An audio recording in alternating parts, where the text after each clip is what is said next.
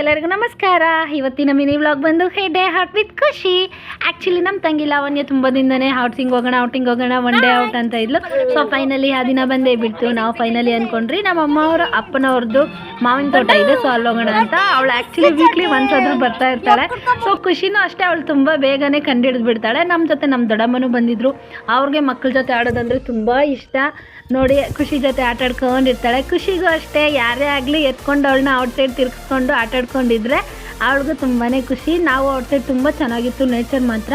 Next ಯಾವಾಗಾದರೂ family get together ಥರ ಒಂದು ಫುಲ್ ವೀಡಿಯೋ, ಲೆಂತಿ ವೀಡಿಯೋ ಹಾಕ್ತೀನಿ. ಹೋಪ್ ಆ ವಿಡಿಯೋನು ಬೇಗನೆ ಬರುತ್ತೆ ಅಂತ. ನೋಡಿ ಆಟ ಆಡಿಸ್ತಾ ಇದ್ದೀವಿ. ಖುಷಿಯಾಗಿದ್ದಾಳೆ. ಖುಷಿಯಾಗಿದೆಯೇ ನಿನ್ನಿಂದಲೇ ಅಂತ ಹೇಳ್ತಾ ಈ ಒಂದು ಮಿನಿ ವಿಡಿಯೋ ವ್ಲಾಗ್ ನಿಮಗೆ ಇಷ್ಟ ಆಗಿರುತ್ತೆ ಅಂತ ಭಾವಿಸ್ತಾ ಇದ್ದೀನಿ.